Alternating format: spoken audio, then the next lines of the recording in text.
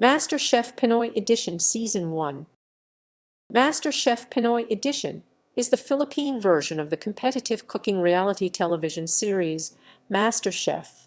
The first season began on November 12, 2013 on ABS-CBN. The show is hosted by Judy Ann Santos-Agoncillo. Santos-Agoncillo is also joined by Chefs Fernando Aracama, Rolando, Laudico, and JP Anglo as the judges of the show.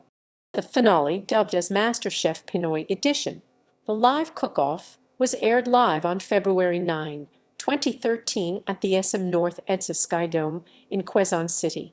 Kris, Aquino, and Richard Gomez helped Santos-Agoncillo and the three chef judges in judging. Royol, a band vocalist from Benguet, was proclaimed as the winner of the show, winning the $1 million cash prize, a culinary scholarship from the Center of Asian Culinary Studies, and a kitchen showcase from Fujidenzo. Auditions were held nationwide. Finalists and elimination results.